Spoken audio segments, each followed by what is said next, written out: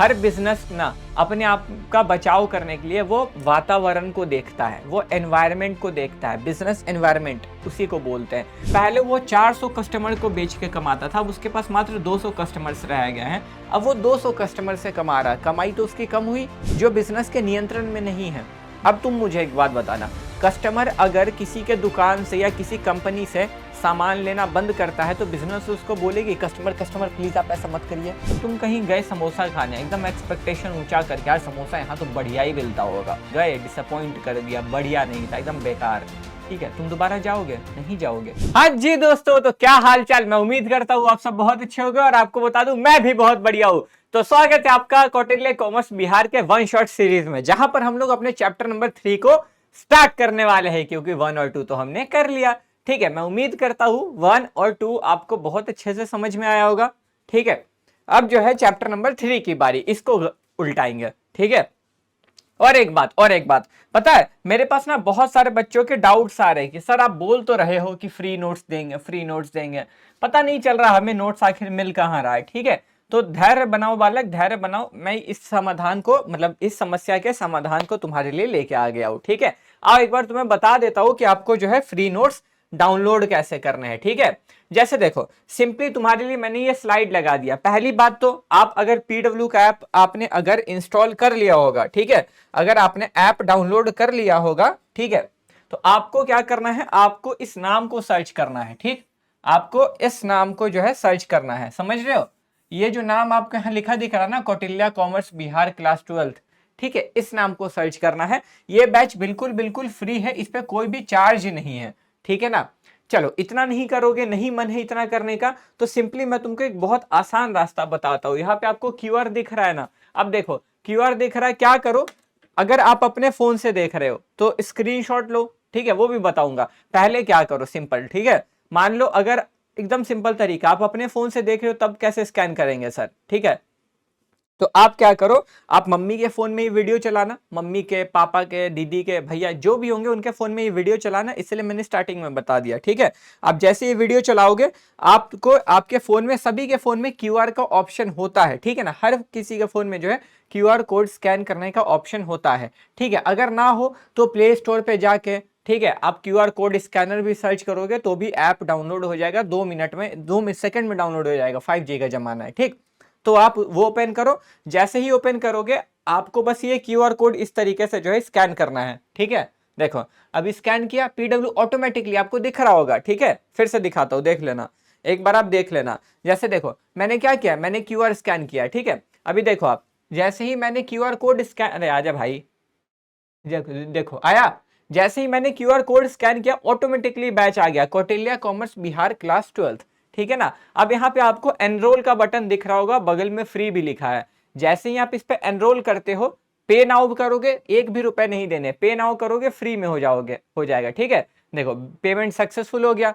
अब आप जाओ बैक टू स्टडी, और जैसे बैचेस में जाओगे आपको बैचेस में ये दिखने लग जाएगा। ठीक है ना, आपको जो है मतलब अपने इसमें जाओगे माई बैचेस में, तो आपको यहाँ पे दिखने लगेगा। ठीक है, फ्री में दिखेगा।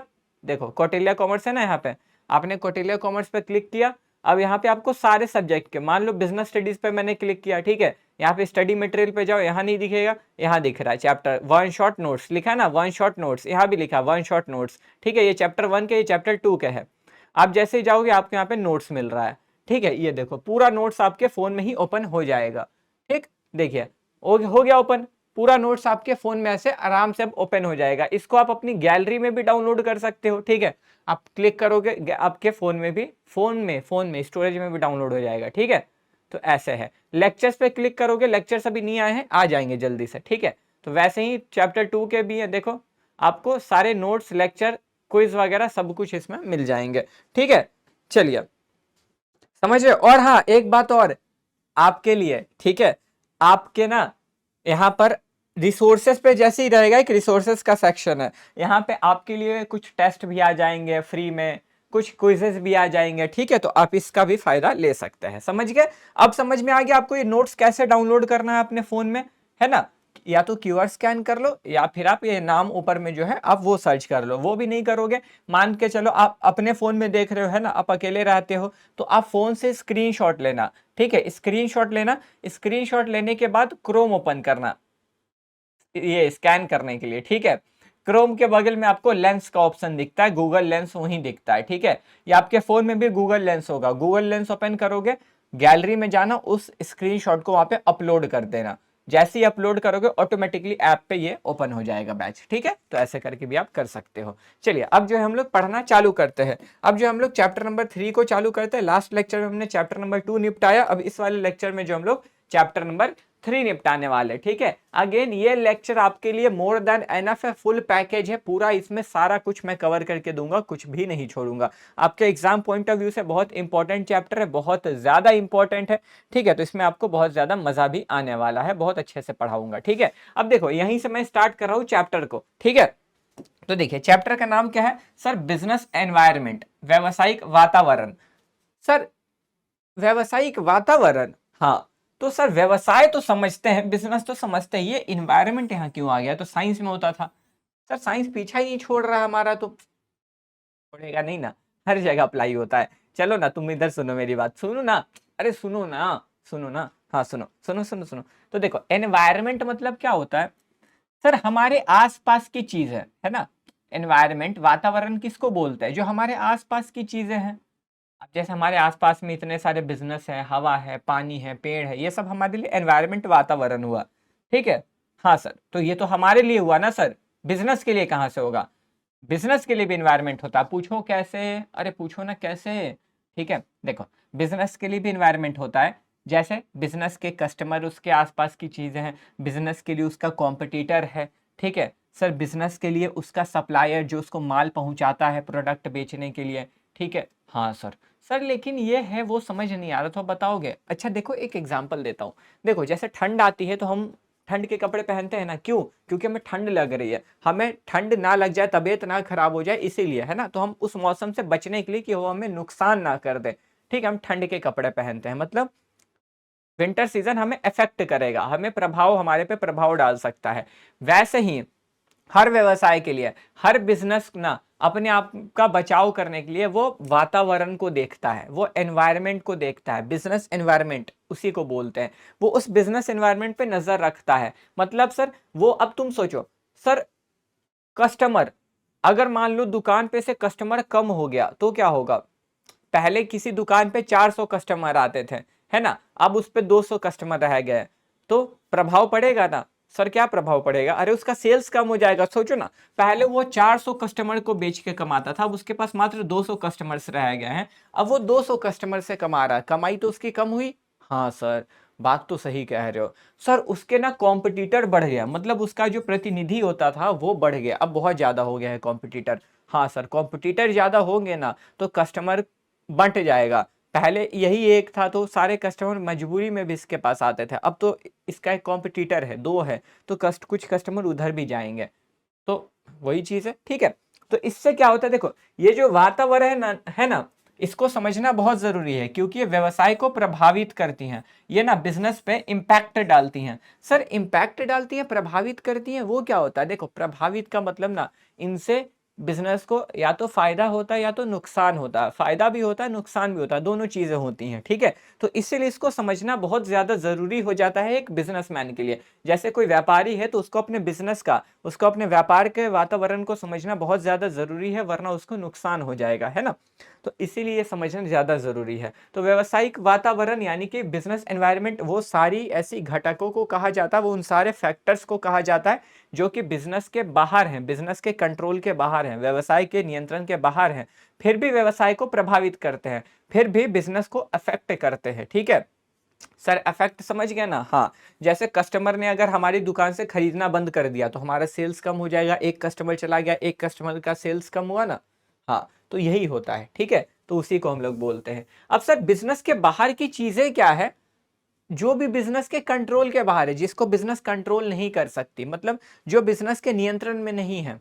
अब तुम मुझे एक बात बताना, कस्टमर अगर किसी के दुकान से या किसी कंपनी से सामान लेना बंद करता है तो बिजनेस उसको बोलेगी कस्टमर, कस्टमर प्लीज आप ऐसा मत करिए, मत करिए मत करिए, मैं मर जाऊंगा, है ना, मैं जान दे दूंगा, नहीं ना, नहीं कर पाएगी ना। बिजनेस उसको रोक सकती है कि नहीं तुम मेरे यहाँ से सामान लो, तुम वहां से क्यों ले रहे हो, नहीं रोक सकती। अब मान लो निर्मला ताई है, मन कर गया जीएसटी और बढ़ा दी, है ना, टैक्स और बढ़ा दिया।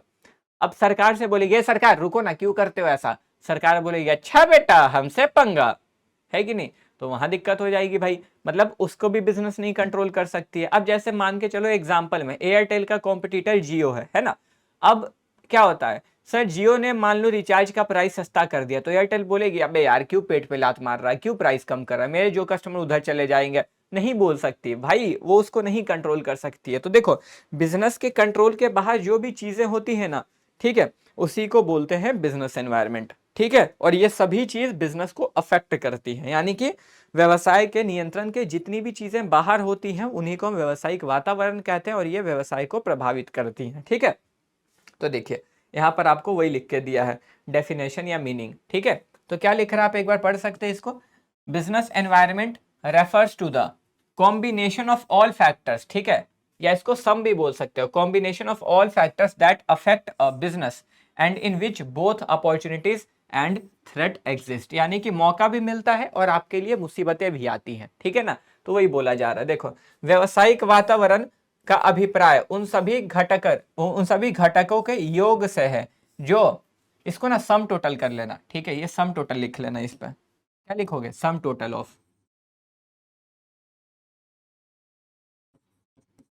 Sum total of all factors, ठीक है।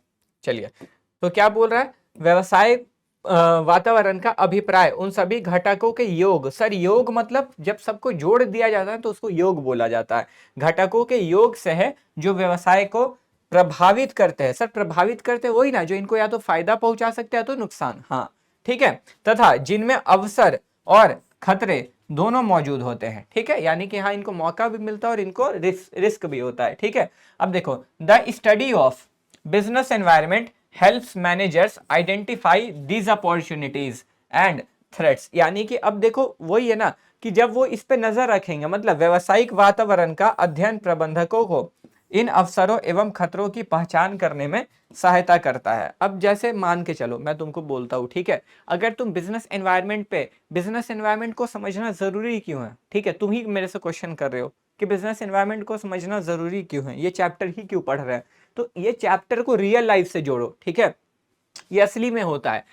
अब तुम सोचो अगर तुम अपने कस्टमर्स को नहीं समझोगे कि तुम्हारे कस्टमर को तुमसे चाहिए क्या, तुम्हारे कस्टमर तुम्हारे से कैसा प्रोडक्ट चाहते हैं, कैसा उत्पाद चाहते हैं, तो तुम्हारे कस्टमर चले जाएंगे। पूछो क्यों, क्योंकि उनके हिसाब से जब तुम उनको चीजें नहीं दोगे तो वो जाएंगे ही ना, सीधी बात है। तुम ही बोलो तुम कहीं गए समोसा खाने, एकदम एक्सपेक्टेशन ऊंचा करके, यार समोसा यहाँ तो बढ़िया ही मिलता होगा, ठीक है, तुम गए एकदम, तुम्हारा एक्सपेक्टेशन ऊंचा था, एकदम तुम्हारी उम्मीदें बहुत ज्यादा थी, गए डिसअपॉइंट कर दिया, बढ़िया नहीं था, एकदम बेकार, ठीक है, तुम दोबारा जाओगे, नहीं जाओगे, क्यों नहीं जाओगे, क्योंकि तुम्हारी जरूरत के हिसाब से नहीं थी ना।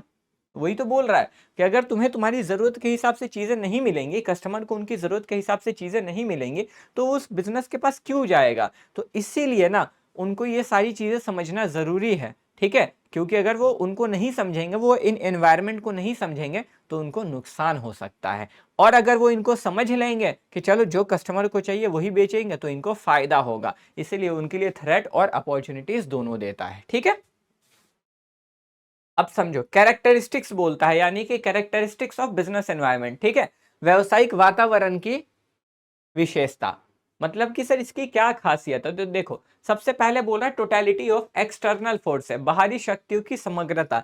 सर बाहरी शक्तियां होती क्या है एक बार बता दो ना। अच्छा देखो अभी जस्ट बोला जो बिजनेस के कंट्रोल के बाहर है, बिजनेस के कंट्रोल के बाहर कौन कौन है, बिजनेस के कंट्रोल के बाहर कौन कौन है सर, बिजनेस के कंट्रोल के बाहर कौन कौन है, सर बिजनेस के कंट्रोल के बाहर है गवर्नमेंट, ठीक है, सर बिजनेस के कंट्रोल के बाहर है कस्टमर, सर बिजनेस के कंट्रोल के बाहर है उसका कॉम्पिटिटर, सर बिजनेस के कंट्रोल के बाहर है उसका प्रोड्यूसर या सप्लायर बोल सकते हो, ठीक है। तो ये सारी चीजें बिजनेस के कंट्रोल के बाहर हैं, यानी कि उसकी बाहरी शक्तियां हैं, बट फिर भी उनको प्रभावित करती है, उनको अफेक्ट करती हैं, ठीक है। तो इन सभी का सम टोटल है, देखो ये सब एक साथ है कि नहीं। अब इनमें से कोई भी एक ऊपर नीचे करेगा, कोई भी बिजनेस के पास मतलब है ना, किसी से भी बिजनेस की कहा सुनी हो गई तो भाई बिजनेस को नुकसान हो जाएगा। ठीक है, अब सरकार ने मान लो टैक्स बढ़ा दिया तो भाई सभी पे असर पड़ेगा। अगर मान लो कस्टमर ने किसी दुकान से या किसी प्रोडक्ट को ही बॉयकॉट करना चालू कर दिया, सभी बिजनेस पे असर पड़ेगा। तो वही बोल रहा है। ठीक है, तो यहाँ पे आपको क्या कहता है, business environment is the sum of external forces और factors outside a business organization is that collectively influence it, जो कि सब साथ में मिलके, ये सारे फैक्टर्स साथ में मिलके बिजनेस को प्रभावित करते हैं। ठीक है, तो क्या है, व्यवसायिक संस्था के बाहर की सभी शक्तियां एवं घटकों का कुल योग होता है जो सामूहिक रूप से व्यवसाय को प्रभावित करते हैं। ठीक है, दूसरा आता है sir specific and general forces. ठीक है, स्पेसिफिक एवं एंड जनरल फोर्सेस यानी कि विशिष्ट एवं सामान्य शक्तियां। सर समझना है यहाँ पे बात को। ठीक है, स्पेसिफिक एंड जनरल फोर्सेस, विशिष्ट एवं सामान्य शक्ति का मतलब क्या होता है। जैसे स्पेसिफिक फोर्स वो होता है ना जो किसी स्पेसिफिक बिजनेस को अफेक्ट करे, यानी कि विशिष्ट शक्तियां वैसी शक्तियां होती हैं जो किसी विशेष तरह के व्यवसाय या किसी एक व्यवसाय को प्रभावित करे। एग्जाम्पल में बताओगे सर? जैसे देखो एक एग्जाम्पल देता हूं, एक या दो तीन एग्जाम्पल देता हूं। ठीक है, मान के चलो इस यहाँ पर किसी जगह पे 5 दुकानें हैं। ठीक है, किसी जगह पे 3 दुकानें, 3 गोलगप्पे वाला है, 3 गोलगप्पे वाला। अब कस्टमर ने इस गोलगप्पे वाले के से खाने बंद कर दिया तो सभी को नुकसान होगा, सभी के पास कस्टमर कम हो जाएंगे, नहीं होंगे। उसने यहाँ पे अगर खाना बंद किया है तो वो यहाँ तो इन दोनों में से तो कहीं तो जाएगा, तो नुकसान सिर्फ इसको हो रहा है। ठीक है सर, और एग्जाम्पल, अब जैसे मान लो जिस व्यक्ति ने, ठीक है, इन्वेस्टर्स समझते हो ना, जो तुम्हारे बिजनेस में पैसा लगाते हैं, ठीक है, फायदे के लिए कि उनको भी कुछ फायदा हो, तो इन्वेस्टर्स होते हैं, निवेशक, जो आपके बिजनेस में, व्यवसाय में पैसा लगाते हैं। ठीक है, अब मान लो उसने तुम्हारे व्यवसाय से पैसे निकाल लिया। सर पैसे निकाल लिए मतलब तुम्हारा कैपिटल कम हो गया। सर कैसे? देखो उसने तुम्हारे बिजनेस के स्टार्टिंग में, जब तुम बिजनेस स्टार्ट कर रहे थे ना, तो उसने पैसा लगाया था, तो तुम्हारे कैपिटल में ही तो वो आया था, पूंजी में ही तो आया था। अब उसने अगर अपना हिस्सा निकाल लिया तो पूंजी कम हो गई। ठीक है, तो पूंजी कम होना बिजनेस के लिए बढ़िया थोड़ी है, अच्छी बात थोड़ी ना है कि पूंजी कम हो गई बिजनेस में।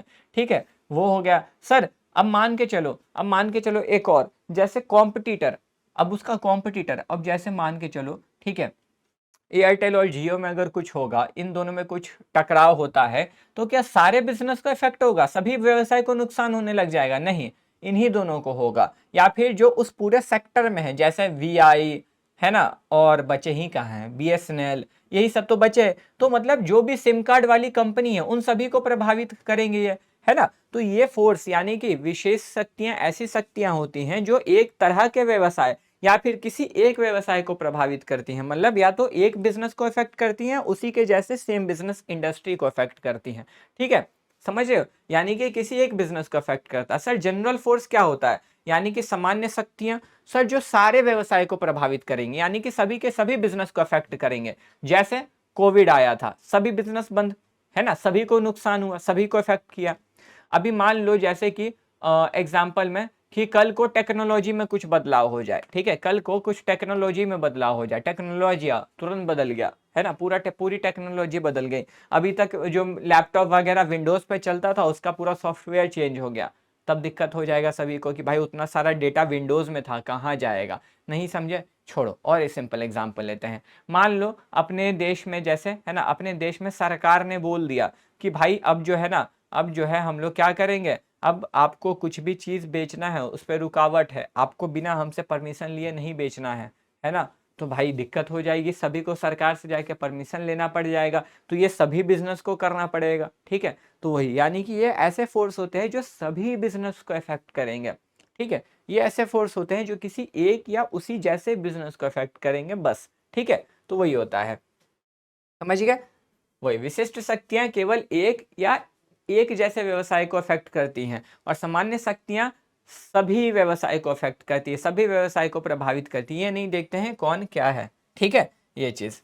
तीसरा आता है इंटर रिलेटेडनेस। इंटर रिलेटेडनेस का मतलब होता है कि अंतर संबंध, आपस में जुड़ा हुआ होता है। सर कैसे? कैसे जुड़ा होता है आपस में?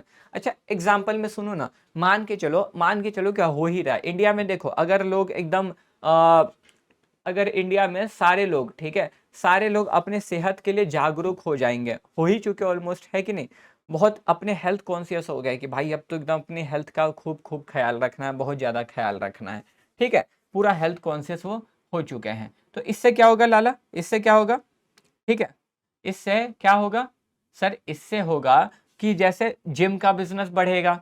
क्यों सर, अब हेल्दी रहने के लिए कुछ लोग जिम करेंगे, कुछ लोग योगा करेंगे, कुछ लोग स्पोर्ट्स करेंगे, तो इन सब का बिजनेस बढ़ेगा। साथ ही साथ हेल्दी खाने भी बिकेंगे, मतलब फास्ट फूड कम बिकना, मतलब फास्ट फूड का सेल्स कम हो जाएगा, और जो हेल्दी खाना होता है उनका सेल्स बढ़ जाएगा, पनीर, ठीक है, फिर हरी सब्जियां, कुछ नॉनवेज भी। तो हेल्दी खाने जो होते हैं, हेल्दी खाने जिनसे आपके सेहत को फायदा हो, नुकसान ना, वैसे चीजों का भी बिजनेस बढ़ेगा। अब मान लो कोई जिम करने जा रहा है, तो जिम करने के लिए जिम वाले कपड़े लेगा, जिम वाले जूते लेगा, उनका बिजनेस बढ़ेगा। कोई योगा करने जा रहा है, अब योगा करने के लिए एक योगा मैट आता है, आपको तो पता होगा, तो योगा मैट खरीदेगा, योगा के कुछ कपड़े खरीदेगा, है कि नहीं। मतलब उससे जुड़ी, अब कोई स्पोर्ट्स करने जा रहा, मान लो कोई क्रिकेट ही खेलने जा रहा, तो क्रिकेट के सारे इक्विपमेंट, जो पैड, ग्लव्स, बैट, पूरा किट होता है, उनका बिजनेस बढ़ेगा, है ना। तो देख रहे हो, एक चीज पे, बस एक चीज में बदलाव होने की वजह से इतने सारे बिजनेस पे इफेक्ट पड़ रहा है, इतने सारे व्यवसाय पे प्रभावित हो रहा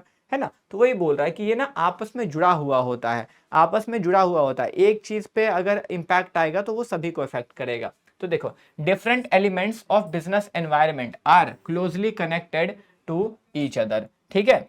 तो देखो, व्यवसायिक वातावरण के विभिन्न घटक एक दूसरे से घनिष्ठ रूप से जुड़े होते हैं, ठीक है। नेक्स्ट पे आते हो, अब आता है डायनेमिक नेचर। ये तो बहुत समय से पढ़ते आ रहे हो, डायनेमिक नेचर मतलब गतिशील, ये समय के साथ बदलता रहता है ना। अब देखो, बिजनेस तो बदलता रहता है ना भाई। तुम ही सोचो ना, अभी कुछ टाइम पहले 2G चलता था, ठीक है, अब 3G चलता था, फिर 4G हुआ, फिर अभी 5G, अब देखो कुछ टाइम में 6G भी आ जाएगा, आएगा ना, सीधी सी बात है, ठीक है। और सर पहले जो है ना, सर पहले जो है कपड़ों का भी फैशन चलता था, कि पहले एकदम चिपका चिपका कपड़ा, एकदम पापा वाले जमाने में जाओगे ना, तो वो लोग ढीला ढीला कपड़ा पहनते थे, एकदम ढीला, एकदम बॉक्स टाइप का, है ना। फिर उससे थोड़ा बढ़ा तो कपड़े फिटिंग पहनने लगे लोग, उससे और बढ़ा तो एकदम एक वो वाला आया था, टेपर्ड वाला, नहीं कि एंकल लेंथ जीन्स पहनते हैं वैसा वाला, उससे और बढ़े तो फिर से बैगी आ गया। तो देखो, ये समय के साथ चीजें बदल रही है ना, ठीक है। अब तुम भी जैसे कस्टमर हो, एक हो ही ना, कस्टमर ही हो ना, तो कस्टमर का प्रेफरेंस, कस्टमर की भी बदलाव, आई मीन कस्टमर का भी चॉइस बदल जाता है कि नहीं, ग्राहकों की भी पसंद बदल जाती है। अगर आज तुम्हें प्रिंटेड शर्ट्स बहुत पसंद आ रहे हैं, तो हो सकता है कल को तुम्हें जेठालाल वाले शर्ट्स पसंद आने लग जाए, तो तुम्हारा भी जो है पसंद बदल जाता है। तो वही बोल रहा है कि बिजनेस समय के साथ बदलता रहता है, ठीक है। तो देखो, business environment is dynamic as it's keeps changing with technological development, consumer preference and fashion trends, ठीक है। तो व्यवसायिक वातावरण गतिशील होता है क्योंकि वह तकनीकी विकास, उपभोक्ता पसंद एवं फैशन के अनुसार लगातार बदलता रहता है, ठीक है। अब आते हो आप नेक्स्ट पे, अनसर्टेनिटी। अनसर्टेनिटी का मतलब क्या होता है, अनसर्टेनिटी का मतलब होता है कि भाई फ्यूचर प्रेडिक्ट कर पाना ना बहुत मुश्किल है, मतलब जैसे भविष्य का अंदाजा लगा पाना कि भविष्य में क्या होगा, ये इतना आसान नहीं है, ठीक है। अनसर्टेनिटी मतलब होता है कि हमें भविष्य का नहीं पता, हम उसका अंदाजा नहीं लगा सकते हैं। अब जैसे मुझे बताओ कि कल क्या होगा, तुम्हें क्या पता, अब तुम्हें तो 1 घंटे के बाद का पता भी नहीं होगा। सर क्या बात करते हो, पता है, हमने सोच रखा अगले घंटे हम खेलने जाएंगे, क्या पता बारिश हो गया, तुम नहीं जा पाओ, लो, कुछ भी हो सकता है ना। तो भविष्य का अंदाजा लगा पाना, भविष्य को पकड़ पाना इतना आसान नहीं है, ठीक है। तो अनसर्टेनिटी है, बहुत ही ज्यादा अनिश्चित है, कभी भी कुछ भी हो सकता है। तो बिजनेस में फ्यूचर को प्रेडिक्ट कर पाना कि मेरे बिजनेस में कल यही होगा, इसकी गारंटी है, तो ऐसा बिल्कुल नहीं है, नहीं है, आसान नहीं है कि आप भविष्य का अनुमान लगाओ, ठीक है। Business environment is uncertain because future changes and there effects can not be predicted accurately. तो व्यवसायिक वातावरण अनिश्चित होता है क्योंकि भविष्य में होने वाले परिवर्तनों तथा उनके प्रभावों का सटीक अनुमान लगाना संभव नहीं होता है, ठीक है, ये चीज। अब आता है कॉम्प्लेक्सिटी। कॉम्प्लेक्सिटी यानी कि जटिलता। तो देखो, बिजनेस को समझ पाना भी आसान नहीं होता है, मतलब अगर तुम आज ही कोशिश करने लग जाओगे ना कि मुझे बिजनेस समझ में आ जाए, बहुत मुश्किल है। जैसे सर मान लो तुम एक कस्टमर की जरूरत को समझ लोगे बहुत आसानी से कि मेरा ये वाला कस्टमर मेरे से क्या चाहता है, लेकिन अगर 10 लोग एक साथ आ जाएंगे और 10 की जरूरत को समझने जाओगे तो आसान नहीं है, बहुत मुश्किल होता है, ठीक है। तो यहाँ पे कॉम्प्लेक्सिटी यानी कि जटिलता, मतलब बिजनेस इतना भी हलवा पूरी नहीं है कि बनाए और खा लिए, बहुत मुश्किल है, ठीक है, समझ पाना इसको आसान नहीं है, ये बहुत मुश्किल है कि आप इसको समझ पाओ, तो बहुत दिमाग लगाना पड़ता है, ठीक है। इसीलिए आपको ना बिजनेस एनवायरनमेंट पे नजर बनाए रखना पड़ता है, इसीलिए आपको व्यवसायिक वातावरण पे नजर बना के रखना पड़ता है कि आपको बदलाव का पता लगता रहे कि क्या हो रहा है, ठीक है। तो business environment is complex because it is easier to understand its individual parts but difficult to understand it as a whole. तो वही, इसके एक चीज को समझना आसान है लेकिन पूरे चीजों को समझ पाना मुश्किल, ठीक है। तो व्यवसायिक वातावरण जटिल होता है क्योंकि इसके अलग अलग भागों को समझना आसान है लेकिन पूरे वातावरण को एक साथ समझना कठिन होता है, ठीक है। ये चीज, आगे बढ़ते हैं नेक्स्ट पे, 13 नंबर, ठीक, सॉरी 13 नंबर कहाँ से आ गया भाई, वो 6 था ना, 7, रिलेटिविटी। रिलेटिविटी मतलब तुलनात्मकता, मतलब देखो अभी इसका मतलब होता है ना, अनसर्टेनिटी का मतलब होता है कि फ्यूचर को समझ पाना मुश्किल है, ठीक है, मतलब अंदाजा लगा पाना मुश्किल है, ठीक है। अब ये रिलेटिविटी बोलता है कि भैया तुलनात्मकता, इसका सीधा मतलब है कि ये ना जगह के साथ, मतलब जगह जगह बदलता है, बिजनेस करने का तरीका अलग होता है। जैसे कि देखो अभी इंडिया में जितनी ज्यादा साड़ी सूट है ना, इन सब का बिजनेस जितना ज्यादा होता है, क्या अमेरिका में होता है? नहीं, अमेरिका में साड़ी कौन पहनता है, सूट कौन ही पहनता है, नहीं ना। तो वही बोला जा रहा है कि ये ना जगह जगह पर बदलता है, समझ रहे हो, मतलब इसका जो है रीजन टू रीजन चेंज होता है, कंट्री टू कंट्री जो है चेंज होता है, बदलाव रहता है इसमें। तो वही बोला जा रहा है, देखो business environment is relative in nature, relative है नेचर में, meaning its impact differs from country to country and region to region, ठीक है। तो व्यवसायिक वातावरण तुलनात्मक प्रकृति का होता है क्योंकि इसका प्रभाव अलग अलग देशों एवं क्षेत्रों में अलग अलग होता है, ठीक है। तो इंडिया में देखो, इंडिया में दिवाली अगर आएगी तो सर सारी दिया लाइट्स इनका सेल बहुत ज्यादा बढ़ जाएगा, लेकिन अमेरिका में नहीं बढ़ेगा, ठीक है। अमेरिका में क्रिसमस होगा तो क्रिसमस में वहां जितनी चीजें बिकेंगी उतनी उससे बहुत कम चीजें इंडिया में बिकेंगी ना। तो वही बोला जा रहा है कि जगह जगह पर और देश देश में अलग अलग तरीके से होता है, ठीक है। तो बिजनेस एनवायरनमेंट अलग अलग देशों में अलग अलग तरीके का होता है, व्यवसायिक वातावरण, समझ गए? हाँ सर। अब आता है इंपॉर्टेंस ऑफ बिजनेस एनवायरनमेंट, यानी कि सर व्यवसायिक पर्यावरण के महत्व, कि ये जरूरी क्यों है, इसको समझना जरूरी क्यों है ना। ये बिजनेस एनवायरनमेंट को समझ पाना समझना जरूरी क्यों है आखिर, तो इसीलिए महत्व पढ़ रहे हैं कि यहाँ पे आपको पता चलेगा इसीलिए जरूरी है, ठीक है। सबसे पहला लिख रहा identification of opportunities and first mover advantage, मतलब कि सर सबसे पहले आपको ये लिखता है कि अवसरों की पहचान तथा पहल का लाभ। अब इसका मतलब क्या है, तो इसका मतलब है ना, जैसे एक एग्जाम्पल, ठीक है, एक एग्जाम्पल, अब सोचो जैसे जोमेटो स्विगी ये सारी चीजें हैं, रातों रात उठ के तो नहीं बन गई, रातों रात तो उठ के नहीं बन गई। इनके जो मालिक थे इन्होंने देखा कि भाई हमारे जो लोग हैं ना, उनको बहुत ना रात में बहुत कुछ, बीच रात में 2 बजे रात में, 1 बजे रात में, 3 बजे रात में इनको भूख लगता है और इनको खाने का मन होता है, और उस टाइम पे बाहर कुछ खुला नहीं होता है, ठीक है। और अगर खुला भी है तो इनको जाना पड़ता है। तो क्यों ना हम कुछ ऐसा करें कि ये घर बैठे बैठे चीजों को मंगवा लें और आराम से उसका लुफ्त उठाए, एंजॉय करें, ठीक है। तो इन्होंने मौका देखा कि भाई ये सही मौका है, इन्होंने पहले देखा कि ऐसा ये प्रॉब्लम है ना, और ये सही मौका है कि मैं कुछ ऐसा बनाऊं जिससे इनको फायदा हो। अब तुम किसी के प्रॉब्लम को सॉल्व करोगे तो वो तो तुमसे वो चीज खरीदेगा ही, है ना।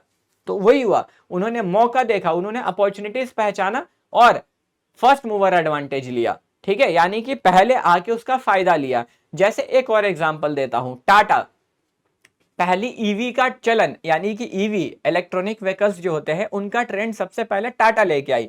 उन्होंने देखा कि देश में ईवी का भविष्य बहुत ज्यादा है ना, इलेक्ट्रॉनिक व्हीकल्स का, बिजली से चलने वाली उपकरणों का भविष्य बढ़ने वाला है, इनके इनकी डिमांड, इनकी मांग बढ़ने वाली है। तो टाटा ने सबसे पहले ईवी गाड़ी निकाली थी, नेक्सॉन शायद, ठीक है। टाटा ने सबसे पहली गाड़ी ईवी निकाली, उन्होंने मौका देखा कि भाई देश में बढ़ने वाला है, ये मौका है, अगर मैं अभी ले आया ना तो लोग अभी खरीदेंगे और सबसे ज्यादा मेरी ही गाड़ियां बिकेंगी, तो ज्यादा फायदा मुझे होगा।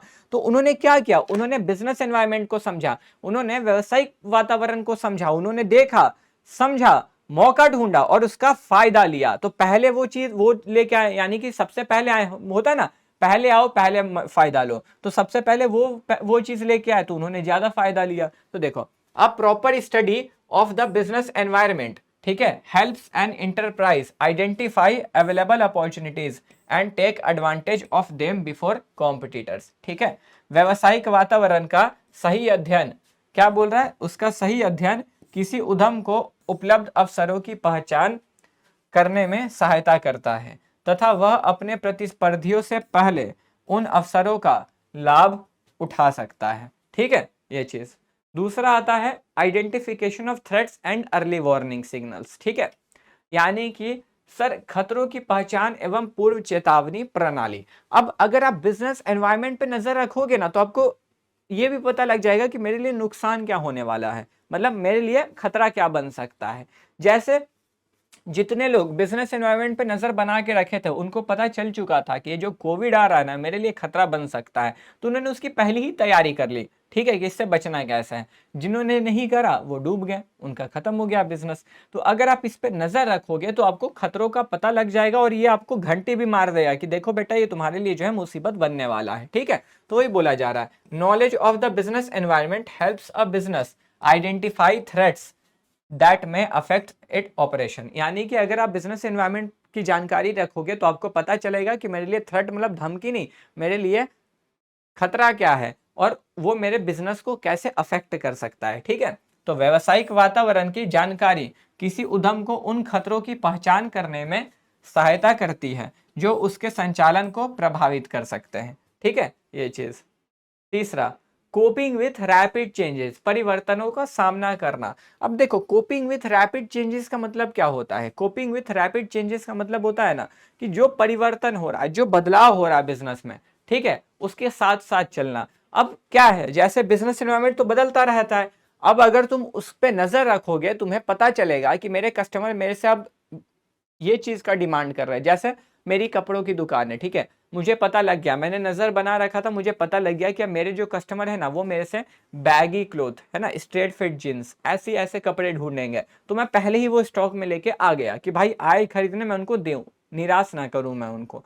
ठीक है, तो अगर आप उस पर नजर बना के रखोगे ना, तो ये हो रहे बदलाव का आप सामना कर पाओगे, वरना नहीं कर पाओगे। ठीक है, तो देखो, continuous study of the business environment helps in identifying changes in advance so that proper steps can be taken to deal with them effectively। यानी कि अगर आप कंटिन्यूस स्टडी कर रहे हो बिजनेस एनवायरनमेंट को, तो क्या बदलाव हो रहा है वो आपको पहले ही पता लग जाएगा, जिससे आप अपने आप को तैयार कर लोगे कि इस प्रॉब्लम से डील कैसे करना है। ठीक है, तो देखो, व्यवसायिक वातावरण का निरंतर अध्ययन होने वाले परिवर्तनों की पूर्व जानकारी देता है, यानी कि पहले ही आपको जानकारी दे देता है, जिससे उनसे निपटने के लिए उचित कदम उठाए जा सकते हैं। ठीक है, नेक्स्ट। अब आता है helps in planning and policy formulation, नियोजन एवं नीति निर्माण में सहायता। ठीक है, अब सबसे पहले ये आपको प्लान करने में मदद करता है। जैसे देखो, अगर मैं बिजनेस पे नजर बना के रखा है ना कि मेरा कस्टमर मेरे से क्या चाहता है, उसको बैगी क्लोथ चाहिए, स्ट्रेट फिट जींस चाहिए, मुझे पता लग गया, तो मैं उसी हिसाब से आगे प्लान करूंगा कि अब मेरे बिजनेस को कैसे चलाना है। समझ रहे हो, मैं उसी हिसाब से नए नए प्लान बनाऊंगा, नई नई योजनाएं बनाऊंगा कि मुझे अपने बिजनेस को चलाने के लिए अब क्या क्या करना होगा, क्या अच्छा रहेगा। ठीक है, तो ये वही बात करता है। Understanding and analysing the business environment helps in better planning and policy making. ठीक है, तो व्यवसायिक वातावरण की समझ एवं विश्लेषण बेहतर नियोजन एवं नीति निर्माण में सहायता करती है। ठीक है, ये चीज। फिर आता है इंप्रूवमेंट इन परफॉर्मेंस, निष्पादन में सुधार। अब जाहिर सी बात है, अगर आप बिजनेस एनवायरनमेंट पे नजर बना के रखोगे, अगर आप बिजनेस एनवायरनमेंट पे निरंतर नजर रखोगे कि भाई क्या चल रहा है, ठीक है, तो आपको बदलाव का पता लगता रहेगा, आपको कस्टमर्स का पता लगता रहेगा, किसको क्या चाहिए, क्या चल रहा है, ये सब पता करते रहोगे तो आप उन चीजों से डील कर पाओगे, और डील कर पाओगे तो आप अपना परफॉर्मेंस, यानी कि आप अपने बिजनेस को अच्छे से चला पाओगे। तो ये वही बोल रहा है। ठीक है, a proper study of the business environment improves the performance of an enterprise and helps it achieving long term success. तो व्यवसायिक वातावरण का सही अध्ययन किसी उद्यम के प्रदर्शन में सुधार करता है तथा उसे दीर्घकालीन सफलता प्राप्त करने में सहायता करता है। ठीक है, ये चीज। नेक्स्ट, अब आता है इस टॉपिक का सबसे इंपॉर्टेंट, चैप्टर का सबसे इंपॉर्टेंट भाग, जो कि है डायमेंशंस ऑफ बिजनेस एनवायरनमेंट। ठीक है, dimensions of business environment. Dimensions of business environment का क्या मतलब है, तो डायमेंशंस ऑफ बिजनेस एनवायरनमेंट का यहाँ पे मतलब है कि भैया देखो, सीधी सी बात, ठीक है, सीधी सी बात, अब बिजनेस एनवायरनमेंट के ना कुछ डायमेंशन होते हैं, मतलब कुछ ऐसे चीज़ें हैं जिस पे आपको ध्यान रखना चाहिए, यानी कि ये 5 ऐसी चीज़ें हैं जो बिज़नेस को अफ़ेक्ट करेंगी, ठीक है? इन 5 जगहों पे तो आपको देखना ही चाहिए, यानी कि 5 ऐसी चीज़ें हैं, 5 ऐसे जगह हैं जो व्यवसाय को प्रभावित करेंगी, जो बिज़नेस को अफ़ेक्ट करेंगी। सबसे पहला आता है इकोनॉमिक एनवायरनमेंट, यानी कि आर्थिक पर्यावरण या वातावरण बोलो इसको, ठीक है? आर्थिक वातावरण यानी कि इकोनॉमिक एनवायरनमेंट का मतलब है कि जो देश की इकोनॉमी को अफेक्ट करेगी, है ना, जो देश की अर्थव्यवस्था को प्रभावित करेगी। जैसे अब मान लो अगर आज महंगाई बढ़ जाती है तो लोग खरीदना, मतलब लोगों के पैसे, जो पैसे होंगे उनकी खरीदी कम हो जाएगी। यदि महंगाई बढ़ेगी तो खरीदी कम हो जाएगी ना। पूछो ना कैसे? अगर आज 10 रुपए में तुम्हें 10 गोलगप्पे मिल रहे हैं, ठीक है, वैसे तो अभी नहीं मिलते ना। अब तुम बताना कमेंट्स में तुम्हारे यहाँ कितने गोलगप्पे मिलते हैं 10 के, ठीक है? मान के चलो अभी 10 के 6 गोलगप्पे मिल रहे, लेट्स से एग्जांपल, ठीक है? और अगर महंगाई बढ़ गई तो वही गोलगप्पे 20 के 6 मिलने लगेंगे, यानी कि 10 का 3 मिलेगा। तो अब देखो, आप 10 रुपए में पहले 6 खा पाते थे, लेकिन अब आपको 3 ही मिलेगा, तो आपकी खरीदी कम हो गई। आप जितना खरीद पा रहे थे उससे कम खरीद पा रहे अब, है कि नहीं? वो हो गया। फिर लोन पे क्या इंटरेस्ट चल रहा है? अब लोन पे इंटरेस्ट मतलब देखो, अगर लोन पे इंटरेस्ट बहुत ज्यादा होता है ना, जैसे लोन लेने से, बैंक से लोन लिया तो उस पर अगर आपको ब्याज ज्यादा चुकाना पड़ जाता है ना, तो उस टाइम पर क्या होता है बालक, उस टाइम पर आपका जो है लोन महंगा होता है। और जब लोन महंगा होता है तो लोग लोन नहीं लेना चाहते, क्योंकि उनको पैसा ज्यादा लौटाना पड़ेगा, ठीक है? ब्याज तो जुड़ता है ना, आपको लौटा, पूरा पैसा लौटाना, साथ में ब्याज लौटाना है, तो आपको ज्यादा पैसा लौटाना पड़ेगा, इसलिए लोग लोन नहीं लेना चाहते। लोन नहीं लेंगे तो पैसा कम होगा, पैसा कम होगा तो खर्चा कम होगा, ठीक है? फिर ये भी देखा जाता है कि देश कितने मतलब देश के लोग कितना कमा रहे हैं, उनकी आय में, उनके इनकम में कितना चेंज हो रहा, वो कितना कमा रहे हैं, कितना बचा पा रहे हैं, ठीक है? Rates of saving and investment, ये वो कितना बचाते हैं और कितना वो इन्वेस्ट कर पाते हैं ऐसी चीज़ों में जिससे उनको कुछ फायदा मिले। तो ये सारी चीज़ें देखी जाती है, ये सब देश के आर्थिक पर्यावरण को प्रभावित करती है, यानी कि ये सारे फैक्टर्स जो है ना इकोनॉमी को अफेक्ट करते हैं, ठीक है?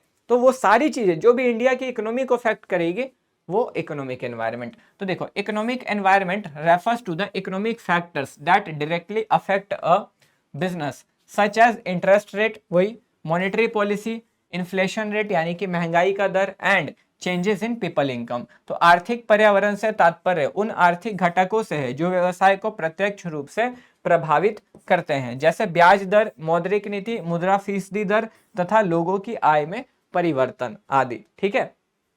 फिर दूसरा आता है सोशल एनवायरनमेंट, सामाजिक वातावरण।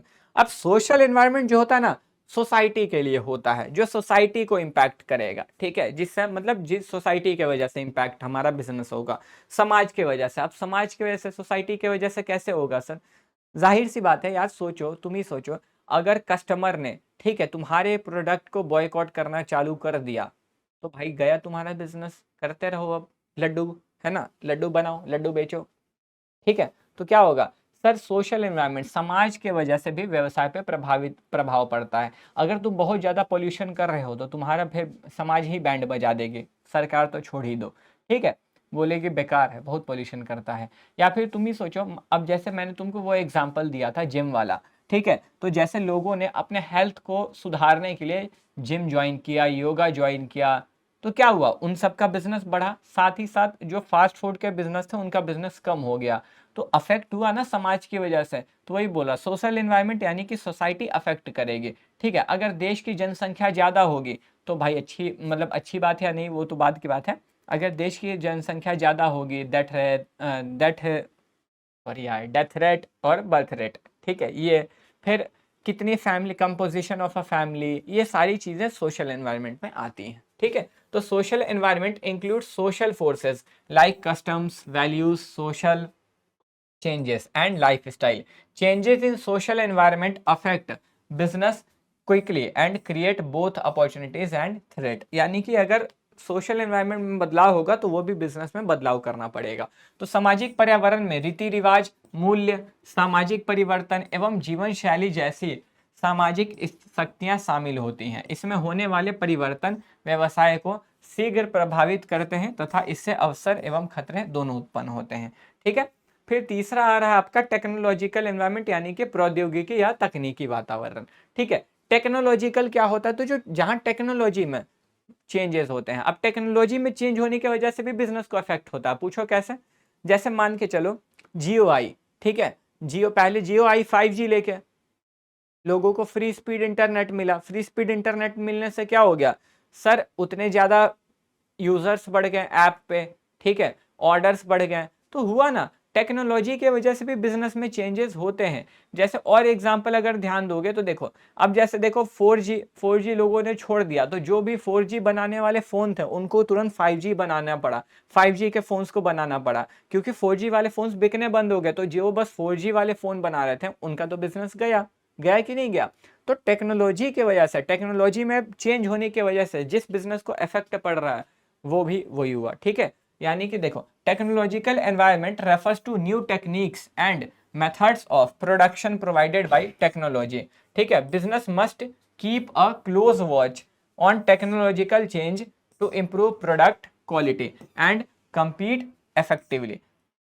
तो यहाँ साफ बोल रहा है कि बिजनेस को टेक्नोलॉजिकल एनवायरनमेंट पे ध्यान रखना चाहिए। अब तुम सोचो, मान के चलो दो तरीके की मशीन है, एक एकदम नई मशीन है, नई वाली अपडेटेड, तो वो ज्यादा प्रोडक्शन करेगी क्योंकि नई मशीन ज्यादा उत्पादन करके देगी, और एक मशीन 5 साल पुरानी है तो वो कम उत्पादन करेगी, कम प्रोडक्शन करेगी, जाहिर सी बात है। तो जब ज्यादा बनाओगे तो ज्यादा बेच पाओगे, और ज्यादा बेच पाओगे तो ज्यादा कमा पाओगे, जाहिर सी बात है। अब कम बनाओगे तो कम बेचोगे ही और कम कमाओगे ही, तो टेक्नोलॉजी में अगर बदलाव नहीं करोगे तो नुकसान तो होगा ना तुमको, तो वही बोल रहा है, ठीक है। देखिए, तकनीकी पर्यावरण से तात्पर्य उत्पादन की नई तकनीकों एवं विधियों से है, जो तकनीक द्वारा उपलब्ध कराई जाती है। व्यवसाय को तकनीकी परिवर्तनों पर ध्यान रखना चाहिए ताकि उत्पाद की गुणवत्ता में सुधार हो सके और प्रतिस्पर्धा का सामना किया जा सके। डन हो गई बात, ठीक है, ये चीज। आगे बढ़ते हैं। 4 होता है पॉलिटिकल एनवायरनमेंट, यानी कि राजनीतिक पर्यावरण, ठीक है। अब देखो, राजनीतिक मतलब सरकार, ठीक है। अब जहां सरकार के डिसीजन के वजह से, जैसे गवर्नमेंट ने कोई डिसीजन लिया तो उससे भी बिजनेस पे इफेक्ट पड़ता है। अब जैसे मोदी जी ने डिमोनेटाइजेशन, नोटबंदी करी, जीएसटी लेके आए, बिजनेस पे कितना इंपैक्ट पड़ा था ना, तो वही बोला जा रहा है। अब अगर स्ट्रांग गवर्नमेंट होगी तो बिजनेस आगे बढ़ेगा, कमजोर गवर्नमेंट होगी तो बिजनेस नीचे जाएगा, ठीक है। तो वही बोला जा रहा है। देखो, political environment includes changes in political conditions that affect business organisation, ठीक है। Political stability increase business confidence, while political instability and poor law and order create uncertainty, ठीक है।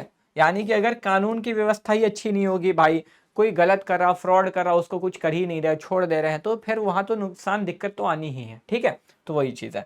तो देखिए, राजनीतिक पर्यावरण में राजनीतिक परिस्थितियां एवं परिवर्तन शामिल होते हैं जो व्यवसाय को प्रभावित करते हैं, ठीक है। राजनीतिक स्थिरता व्यवसाय में विश्वास बढ़ाती है, जबकि अस्थिरता एवं खराब कानून व्यवस्था अनिश्चित उत्पन्न करती है, ठीक है।